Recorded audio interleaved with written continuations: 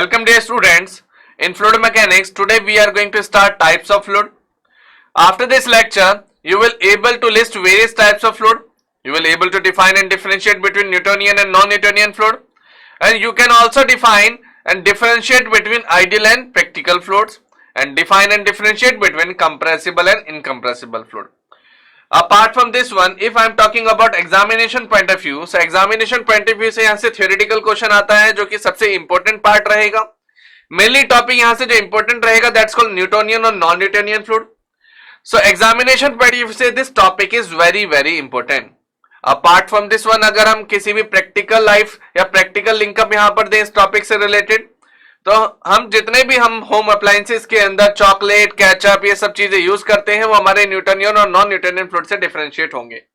ऐसे ही आइडियल और प्रैक्टिकल फ्रूट से हम उसको लेंगे. आइडियल फ्रूट जो होते हैं that's called ideally it is not exist, और practical fluids like it is Pepsi, that's called cola, it is tea, it is coffee and it is water. Define differentiate between compressible and incompressible fluid. तो यहाँ पे density का concept हम देखने वाले हैं. तो ये सारी चीजें हमारी प्रैक्टिकल लाइफ से डायरेक्टली लिंकअप होती हैं. So let's start by the types of fluid. So यहां पर पहला हमने देखा that's called ideal fluid and second one is real fluid जिसको हम प्रैक्टिकल फ्लूइड भी बोल सकते हैं.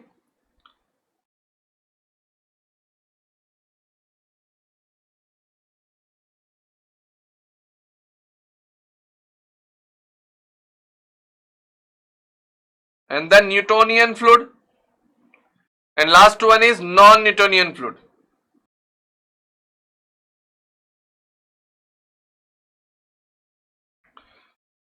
सो ये चार हमने यहाँ पे टाइप्स देखे हैं फ्लूइड्स के, that is ideal fluid, real fluid, Newtonian fluid और non Newtonian fluid. If you want to define it, अब इन्होंने बोला fluid, ideal fluid is that fluid that has no viscosity. अब आप सोच रहे होंगे ये विस्कोसिटी है क्या. Let us explain. जैसा कि हमने एग्जांपल लिया था प्रीवियस मॉड्यूल के अंदर एक वाटर का और एक हनी का. Let's see here. If it is water and on the surface it is strike,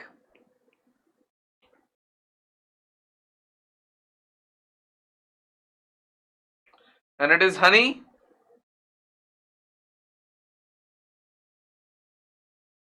and it is strike on the surface.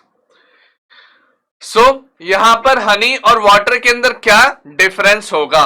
So यहां पर जैसा कि हम जानते हैं कोई भी मूवेबल थिंग हो तो वहां पे फ्रिक्शन फोर्स लगता है. बेसिक फिजिक्स के अंदर हमने पढ़ा है कि कोई भी चीज अगर मूवमेंट में होती है तो उसके अपोजिट में भी एक फोर्स लगता है. उस फोर्स को हम क्या नाम देते थे, दैट्स कॉल्ड फ्रिक्शन फोर्स और रेजिस्टिंग फोर्स. तो जहां पर हम इसको रेजिस्टिंग फोर्स नाम देंगे तो यहां हनी पे भी एक रेजिस्टिंग फोर्स लगेगा और यहां पर वाटर पे भी एक रेजिस्टिंग फोर्स लगेगा.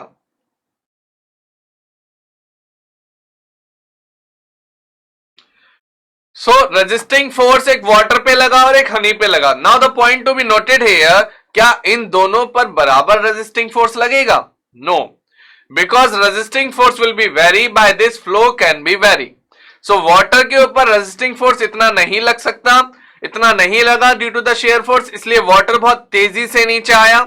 जबकि हनी के ऊपर बहुत ज्यादा रेजिस्टिंग फोर्स लगा, दैट्स व्हाई हनी थोड़ा सा डिले हो गया नीचे सरफेस पर आने में. तो ये जो रेजिस्टिंग फोर्स है इन द फ्लूइड मैकेनिक्स, इस रेजिस्टिंग फोर्स को नाम दिया गया है विस्कोसिटी. सो इस रेजिस्टिंग फोर्स को हम बोलते हैं विस्कोसिटी. सो इन्होंने आइडियल फ्लूइड के अंदर क्या बोला है, आइडियल फ्लूइड वही होता है जो एक तरीके से एग्जिस्ट ना करे, जिसको हम आइडियली कंसिडर करते हैं. तो कोई भी प्रैक्टिकल चीज होती है, कोई भी प्रैक्टिकल चीज को अगर हम कंपेयर करते हैं उसे आइडियल सिचुएशन के साथ कंपेयर करते हैं. तो ऐसा ही यहां पर हमने एक आइडियल फ्लूइड लिया है जिसके साथ हम सारे फ्लूइड्स को कंपेयर करने वाले हैं. सो आइडियल फ्लूइड के अंदर उन्होंने कंडीशन क्या दी, देयर इज नो विस्कोसिटी. ये कभी पॉसिबल होगा बिकॉज वाटर के अंदर भी विस्कोसिटी कुछ ना कुछ रहेगी, रेजिस्टिंग फोर्स कुछ ना कुछ रहेगा, हनी के अंदर भी कभी ना कभी कुछ ना कुछ रेजिस्टिंग फोर्स रहेगा, और जितने भी हमारे पास फ्लूइड्स हैं अगर वो फ्लो करते हैं तो उनके अंदर रेजिस्टिंग फोर्स जरूर रहेगा, दैट्स कॉल्ड विस्कोसिटी. सो यहां पर इन्होंने बोला कि आइडियल फ्लूइड के अंदर विस्कोसिटी होती ही नहीं है. पहली कंडीशन ये लगाई. सेकंड इन्होंने बोला कि it is incompressible in nature. So जैसा कि अभी हम मॉड्यूल में देख भी रहे थे व्हाट इज कंप्रेसिबल फ्लूइड और इनकंप्रेसिबल फ्लूइड, तो उसको भी हम एक्सप्लेनेशन में यहीं पर ले लेते हैं। सो ये कंप्रेसिबल और इनकंप्रेसिबल का मतलब क्या है? अगर मैं यहां पर एग्जांपल लूं वाटर का, या इससे पहले हम इसे ऑटोमोबाइल इंडस्ट्री के अंदर एक एग्जांपल, प्रैक्टिकल एग्जांपल लेके सोचते हैं। आपने ब्रेक ऑयल का नाम सुना होगा या आपने फ्लूइड ब्रेक्स का नाम सुना होगा, जिन ब्रेक्स के अंदर, ड्रम्स के अंदर फ्लूइड यूज होता है। जब हम पेडल दबाते हैं, जब हम ब्रेक का पेडल दबाते हैं किसी भी कार के अंदर, then fluid will be transform into vehicle brake shoes and it will be applied brake और रिटार्डेशन। अगर उस फ्लूइड को कंप्रेसिबल कर दिया जाए तो क्या वो फ्लूइड ब्रेक को अप्लाई कर पाएगा? नहीं। अगर कोई भी फ्लूइड हमारा कंप्रेसिबल हो जाता है, तो अगर वो पूरा कंप्रेसिबल हो जाता है, जब हम ब्रेक अप्लाई करेंगे then it will absorb force by the fluid, और वो आगे फोर्स को ट्रांसफर ही नहीं करेगा। तो इसके लिए हमें इनकंप्रेसिबल फ्लूइड चाहिए होता है। इसके अलावा अगर हम बात करते हैं तो एक एग्जांपल हमने दिया था, यह एक एग्जांपल हम ले स्मूथ और रफ सरफेस का। तो जो हमारे पास स्मूथ सरफेस होती है वो रियली स्मूथ होती है? नो। अगर माइक्रोस्कोपिक पॉइंट ऑफ व्यू से देखा जाए तो वो स्मूथ सरफेस भी रफ निकलती है, बिकॉज उसके अंदर भी कुछ ना कुछ पार्टिकल्स रफनेस के होते हैं। बट फिर भी हम उसको स्मूथ बोलते हैं, ऐसा क्यों? Because the majority wins, majority smooth surface की वहां पर रहेगी, पार्टिकल जो होंगे वो ज्यादातर फाइन होंगे और रफ सरफेस के पार्टिकल्स वहां पर कम हो गए। That's why we can say that smooth surface. तो first of all, every smooth surface is always rough surface but negligible. So यही कंडीशन यहां पर अप्लाई होती है इनकंप्रेसिबल कंप्रेसिबल फ्लूइड के अंदर, कि सारे के सारे फ्लूइड कंप्रेसिबल तो होते हैं but this is incompressible when compressibility is negligible. So जब हम कंप्रेसिबिलिटी को नेग्लिजिबल कर देते हैं then we can say that incompressible fluid. But अगर हम बोले 100% incompressible, so it is not possible और it is practically not at all. So we can say that ideal fluid को इन्होंने क्या बोल दिया जी, पूरा ये इनकंप्रेसिबल होता है नेचर के अंदर। सो ऐसा नहीं हो सकता, कंप्रेसिबिलिटी तो वहां पर जरूर रहेगी। अगर दूसरा हम बात करें वाटर की, तो वाटर भी काफी हद तक इनकंप्रेसिबल ही रहता है, लेकिन इसके अंदर भी कंप्रेसिबिलिटी फैक्टर थोड़ा बहुत तो रहता ही है। अगर हम वाटर को कंप्रेस करेंगे तो ये नेग्लेक्टेड कंप्रेसिबल होगा, बट होगा जरूर।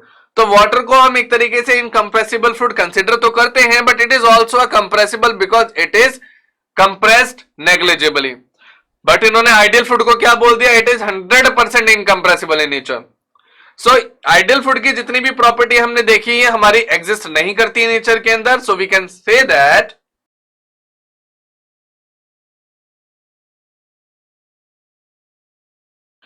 Practically no ideal fluid exist. So यहां पर हमने आइडियल फ्लूइड के बारे में पढ़ा। Now we are going to start real fluid. So अगर हम रियल फ्लूइड पे जाएं तो इसकी क्या क्या प्रॉपर्टी हो सकती है। सो अभी तक के पार्ट में हमने बहुत इंपॉर्टेंट टॉपिक कंसीडर किया, दैट इज कॉल्ड विस्कोसिटी। इसको ध्यान में रखिएगा बिकॉज विस्कोसिटी के बेसिस पर ही हम ये सारे फ्लूइड्स को डिफाइन कर सकते हैं। अनदर वन, यहां पर हमने अभी इनकंप्रेसिबल और कंप्रेसिबल की बात कर रहे थे। तो अगर हम इनकंप्रेसिबल और कंप्रेसिबल की बात करें तो ऐसा क्या डिफरेंस है दोनों में कि कंप्रेसिबल फ्लूइड इसको बोल दिया जाता है और दूसरे को इनकंप्रेसिबल बोल दिया जाता है। Let's see. सो आपने डेंसिटी का कॉन्सेप्ट पढ़ा होगा। सो density is called mass upon volume. तो इसको हम एक्सप्लेनेशन में लेंगे, इसको हम डीप एक्सप्लेनेशन में लेंगे when we study the properties of fluid. So incompressible fluid को अगर डेंसिटी के बेस पर देखा जाए तो that is called which is not compress. So अगर हम डेंसिटी के बेसिस पर इसको देखते हैं तो डेंसिटी विल बी रो। इसे रो से हम डिनोट करते हैं डेंसिटी को। So density is equal to mass upon volume। अब ध्यान से देखिएगा, मास को हम यूनिवर्सल कांस्टेंट मानते हैं because mass is the constant quantity, और वेट जो होता है that is called variable quantity.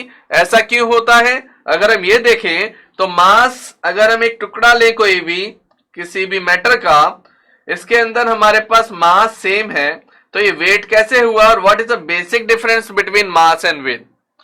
आपने एक इंटरेस्टिंग थिंग और पढ़ी होगी कि अगर हम मून पे चले जाते हैं तो हमारा वेट 1/6 हो जाता है। ऐसा क्यों होता है वो भी हम देखेंगे। सो अगर इस पर्टिकुलर अमाउंट की अगर हम बात करते हैं तो जैसे ही ये अर्थ पे आएगा इसके पार्टिकल्स ग्रेविटी को एक्सपीरियंस करेंगे। जैसे ये सारे पार्टिकल्स ग्रेविटी फोर्स का एक्सपीरियंस करेंगे m is called mass and g is for gravity. So here it is called mg और mg को हम फोर्स बोलते हैं. So it is called m into g. तो जैसे ये फोर्स नीचे डाउनवर्ड डायरेक्शन में लगा it will change into weight. So weight is equal to mg. और g क्या होता है? That's called acceleration due to gravity और acceleration is the vector quantity as we know that. Because vector quantity की direction भी होती है और मैग्नीट्यूड भी होता है. So that's why ये डाउनवर्ड डायरेक्शन के अंदर जाएगा. वेट हमेशा अर्थ क्रस्ट की तरफ अट्रैक्ट करता है. That why we can say that it has magnitude that we can say the 9.8 जो कि g की वैल्यू है और मास हमारा रिस्पेक्टेड जो भी रहेगा वो कांस्टेंट रहेगा. So direction in the downward direction towards the earth crust. So we can say that it is a vector quantity. So weight can be changed but mass cannot be changed. So mass is constant here. But if I am talking about volume, अगर incompressible का case हम देख रहे हैं, that means अगर हमारे पास कोई भी फ्लूइड एलिमेंट है और ये इनकम्प्रेसिबल है, इसका मतलब इसको कंप्रेस नहीं किया जा सकता. दैट मीन्स अगर इसको कंप्रेस नहीं किया जा सकता, दैट मीन्स इसकी शेप में हम कोई चेंज नहीं ला सकते. अगर इसकी शेप में कोई चेंज नहीं आएगा तो इसका वॉल्यूम हमेशा क्या रहेगा? कांस्टेंट. और अगर इसका वॉल्यूम कांस्टेंट रहा, so we can say that mass is constant, volume is constant, then we can say that here in incompressible fluid density will be constant. So यहां पर incompressible fluid वो compressible fluid होते हैं जिनकी density क्या होती है? Constant. So point to be noted here.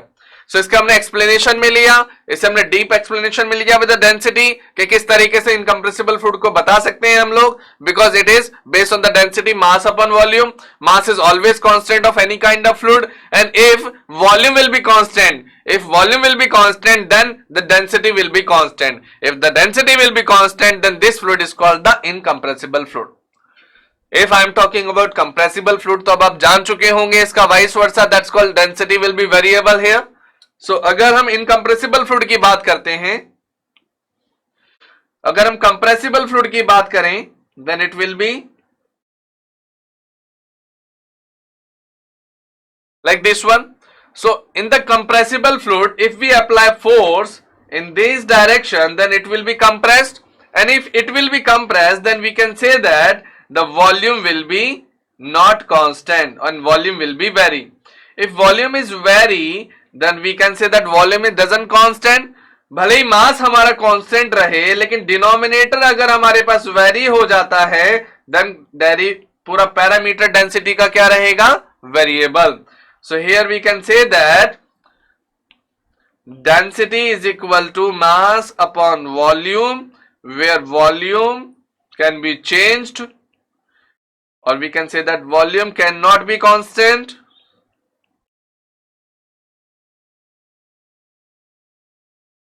If volume cannot be constant, then we can say that density cannot be constant in incompressible fluid. So इसकी definition भी हम बना सकते हैं. The incompressible fluids are those fluid in which density is constant, and compressible fluids are those fluid in which density is not constant. So there are the basic difference between incompressible fluid और compressible fluid. So अभी तक हमने types of fluid के अंदर पहला part complete किया, that's called ideal fluid. Ideal fluid के अंदर हमने देखा fluid that has no viscosity. After that it is incompressible in nature and practically no ideal fluid is exist. By this one हमने यहाँ पर viscosity का concept देखा है, that's called resisting force in the fluid. And after that on the behalf of density we can differentiate of incompressible fluid and the compressible fluid here. So I hope you understand this topic. So now proceeding for next one, that's called real fluid.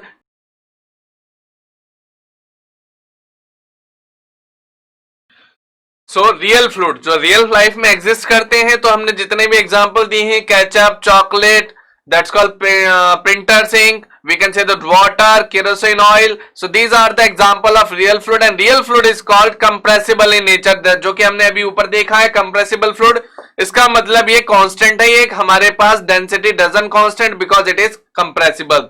So volume will be not constant here, so we can say that the density is not constant here. So real fluid are compressible in nature and they have some viscosity. So यहाँ पर कुछ ना कुछ इनकी viscosity रहेगी. Example देखें, so example इसके हो सकते हैं kerosene, petrol, castor oil etcetera.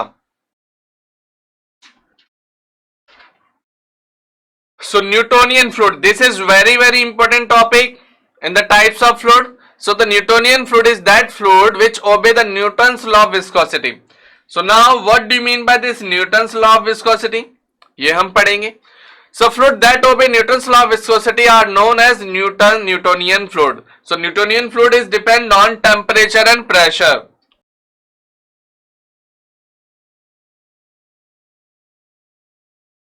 So for Newtonian fluid, viscosity is entirely dependent upon the temperature and pressure of the fluid. So यहाँ पर ये दो मेन पैरामीटर हमारे यूज होंगे और किस तरीके से यहाँ पे वेरिएशन आता है फ्लूइड्स के अंदर वो भी हम देखेंगे. So what are the example which is based on Newtonian fluid is? So Newtonian fluid is water, air and emulsion etc. So in the mathematical form, ये तो हमने theoretical portion की बात की कि अगर न्यूटोनियन फ्लूइड को हम डिफाइन करना चाहते हैं then it will become fluid that obey Newton's law of viscosity are known as Newtonian fluid. Apart from this one, if we want Newtonian fluid on which parameter it is depend, तो viscosity का जो concept हमने पढ़ा था, so Newtonian fluid के अंदर जो viscosity होती है it is entirely depend on the temperature and pressure of the fluid. Example, water, air and emulsion etc. So, अगर हम बात करते हैं वाटर की तो जैसा कि हम टेम्परेचर जानते भी हैं, वाटर किस तरीके से स्टेट तक चेंज कर लेता है टेम्परेचर से, किस तरीके से वाटर के जो पार्टिकल्स होते हैं वो काइनेटिक एनर्जी को गेन करते हैं बाय इंक्रीजिंग द टेम्परेचर. और जैसे हम प्रेशर चेंज करेंगे then it is also behaving like a different manner. तो यहाँ पर जितनी भी प्रॉपर्टीज होती हैं हमारी इट इज चेंज और affected by the temperature and pressure only. So अभी हम बात कर रहे थे न्यूटन्स लॉ ऑफ विस्कोसिटी की. अगर हम न्यूटन्स लॉ ऑफ विस्कोसिटी की बात कर रहे हैं तो ये होता क्या है, अगर हम न्यूटन्स लॉ ऑफ विस्कोसिटी को ओबे करते हैं that means it is tau is directly proportional to d u upon d y. आप सोच रहे होंगे सारी न्यू टर्म्स है क्या.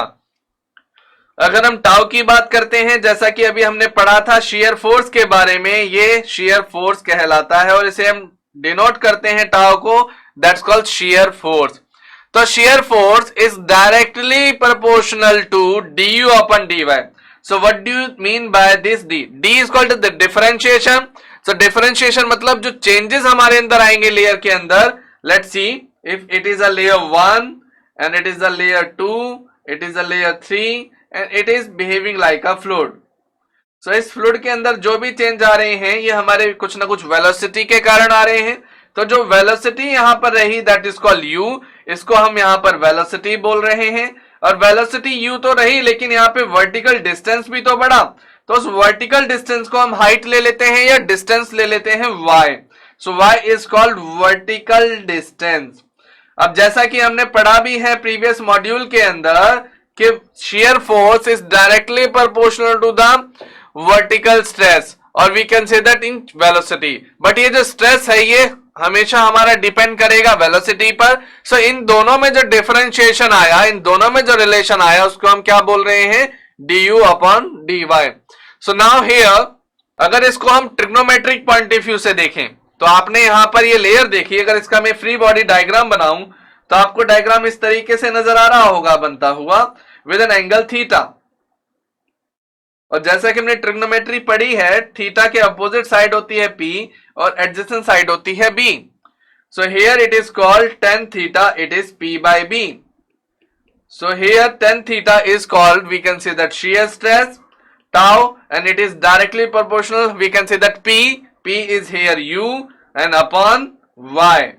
So mainly इसमें जो differentiation हम देखेंगे that's called tau is directly proportional to du upon dy के किस फैक्टर से उसमें चेंजेस आ रहे हैं, that is called the Newton's law of viscosity.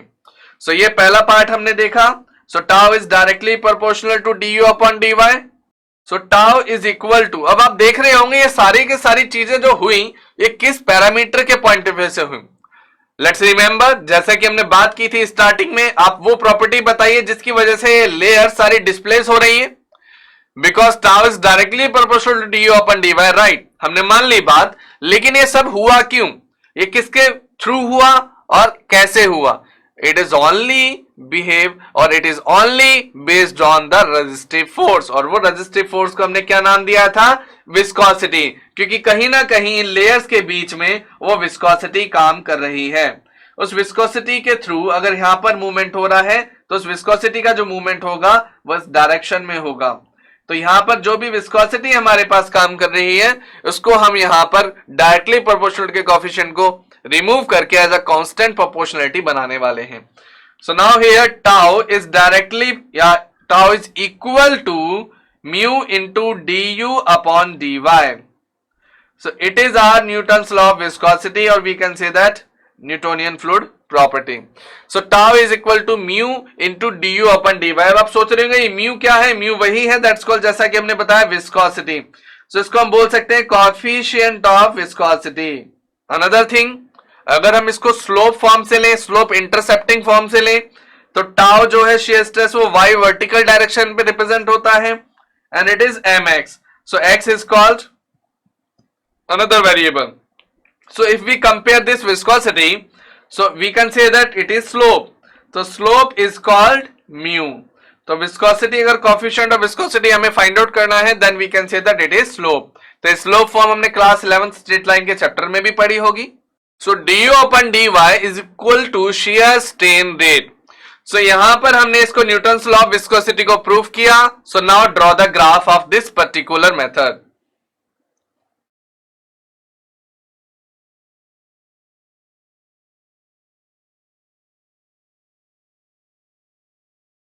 So tau, and here it is du upon dy। So it is a line which can say that it is slope form। slope m को हम viscosity मानते हैं और viscosity यहाँ पर क्या है? proportionality। So इसको हम constant proportionality भी ले सकते हैं। तो it is a graph between tau and du upon dy। We can say that shear stress और shear strain rate के बीच का जो ग्राफ बनेगा that is called viscosity। So अभी हमने न्यूटोनियन फ्लूइड्स के बारे में पढ़ा। न्यूटोनियन फ्लूइड्स की डेफिनेशन पढ़ी कि जो न्यूटन्स लॉ ऑफ विस्कोसिटी को ओबे करे that's called Newtonian fluid. Newtonian fluid में जो विस्कोसिटी होती है वो किस किस पैरामीटर पे डिपेंड करेगी वो हमने पढ़ा, that's called temperature and pressure. उसके एग्जांपल हमने देखे water, air and emulsion etcetera. और उसके बाद हमने यहाँ पर न्यूटन्स लॉ ऑफ विस्कोसिटी की कंडीशन लगाई है that's called tau is directly proportional to du upon dy। So just draw the diagram और hit करा हमने concepts को, then it will become tau is equal to mu into du upon dy। That's called mu is coefficient of viscosity। And after then make a diagram या make a graph of this one that's called tau versus du upon dy, and this straight line will be formed which can say that it is constant viscosity। So I hope you understand this concept very well। So now before proceeding for next part that's called non-Newtonian fluid। So non-Newtonian fluid, it is also an interesting part। So what is non-Newtonian fluid? Fluid that don't obey Newton's law of viscosity are called the non-Newtonian fluid। जैसे कि हमने Newtonian fluid में पढ़ा था उसका उल्टा हो जाएगा non-Newtonian fluid में। But what is the basic difference between the Newtonian and non-Newtonian fluid? So इसको मैथमेटिकली देखेंगे। Let's see। So जैसा कि हमने shear strain rate के बारे में पढ़ा था, so यहां पर हम कुछ कांस्टेंट टर्म लेंगे that's called tau is equal to a into du upon dy plus b and it is raised to power n। So mathematically इस नॉन न्यूटोनियन फ्लूइड को हम इस एक्सप्रेशन के अंदर लिखते हैं that's called tau is equal to a into du upon dy raised to power n plus b। अब ये है कि अगर इसको याद रखने का मेथड मैं आपको बताऊं तो एक चीज याद रखना, आपने टूथपेस्ट तो हम सभी रोज करते होंगे। तो जो हमारा टूथपेस्ट चाहे कोई भी कंपनी होती है हमारी, चाहे पेप्सोडेंट हो चाहे कॉलगेट हो, जब तक उस टूथपेस्ट में फोर्स नहीं लगाते वो फ्लूइड बाहर नहीं निकलता।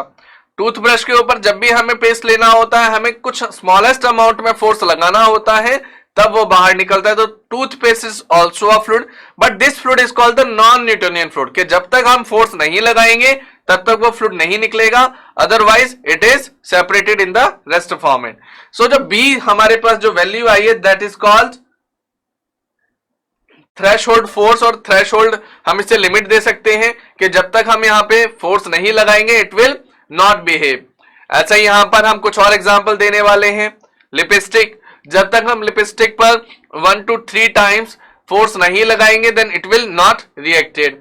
इसके अलावा अगर हम कुछ और एग्जांपल दें, पेंटिंग के एग्जांपल दें या हम पीओपी के एग्जांपल दें, तो जब हम दीवार पर आपने देखा होगा जो भी सफेदी वाले होते हैं जब वो पहला कोट करते हैं, हमने कोट का नाम सुना होगा, फिर दूसरा कोट मारते हैं तो वो 2 से 3 बार उस ब्रश को रिपीट करते हैं then it will gain a such type of colour.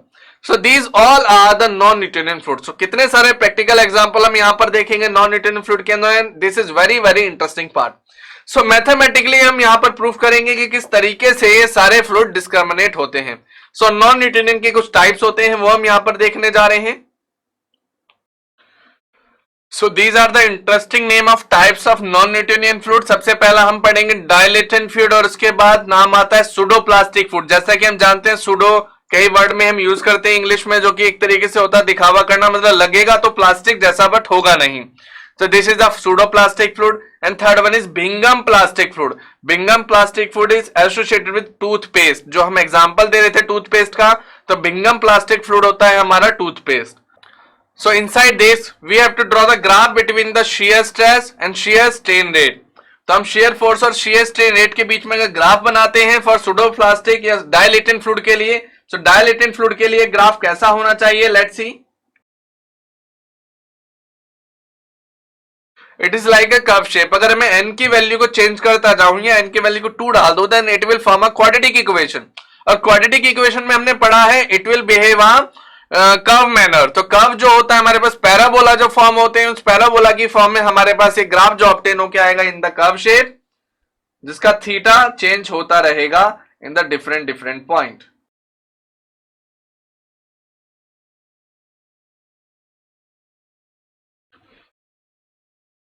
So according to this one graph with increase deformation, जैसे जैसे डिफॉर्मेशन बढ़ती जाएगी u is increases and when if viscosity is increases then shear stress is required here। So what are the example of this dilatant fluid?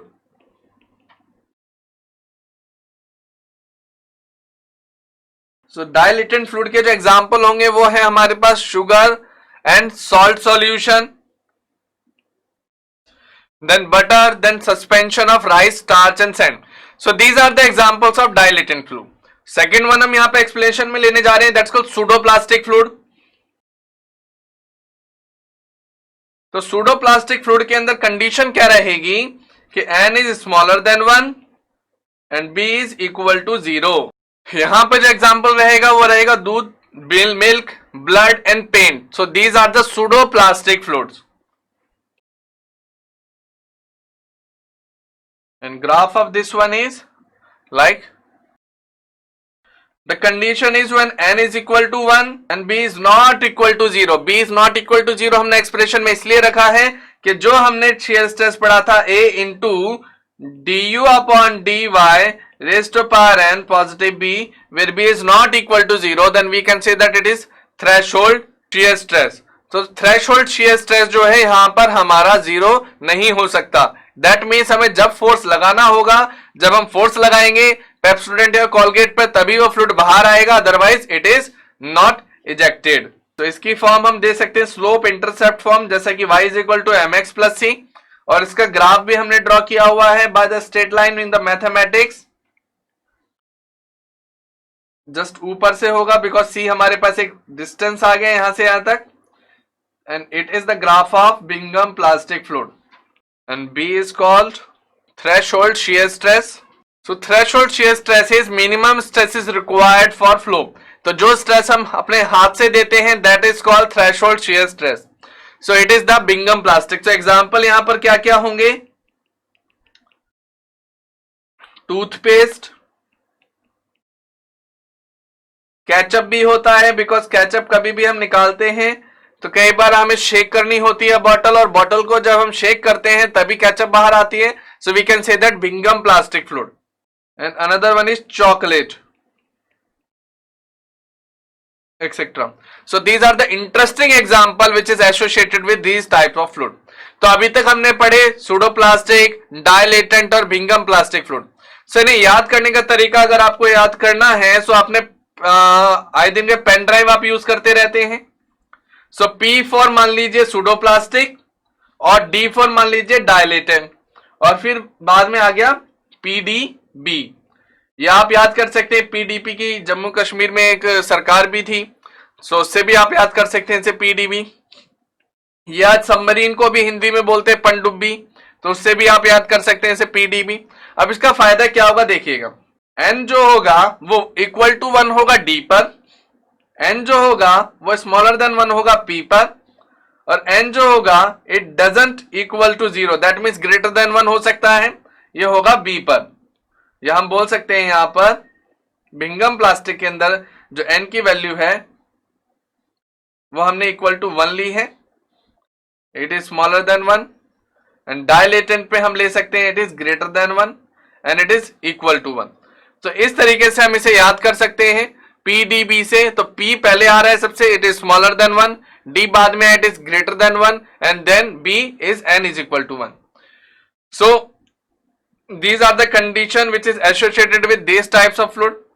So I hope you understand this part कि non Newtonian fluid के अंदर हमने क्या क्या पढ़ा, dilatant, सुडोप्लास्टिक, Bingham plastic, ये सारे part पढ़े। So now before proceeding for next concept, let us check your knowledge. अभी तक आप सोच रहे होंगे हमने बहुत सारे एग्जाम्पल दिए थे लिपस्टिक के, पेंट के, और वो सारे एग्जाम्पल आएंगे कहां, इंक के, तो वो सब आते हैं हमारे टाइम डिपेंडेंट विस्कोसिटी के अंदर। सो टाइम डिपेंडेंट विस्कोसिटी क्या होती है और इसके अंदर क्या क्या कंडीशन अप्लाई होती है, लेट्स सी।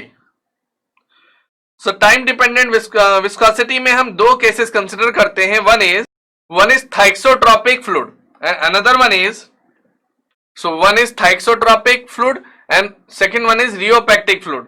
सो अगर हम यहां पर बात करें सारे ग्राफ की,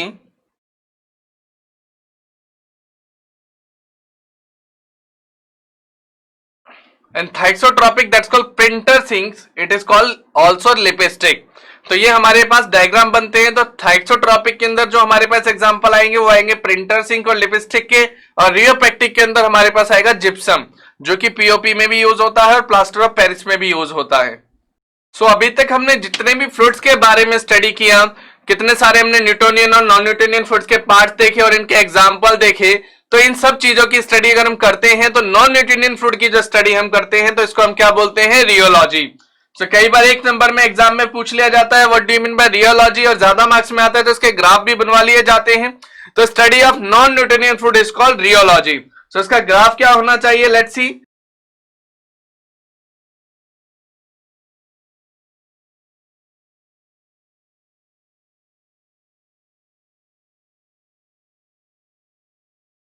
इट इज डायलेटेंट।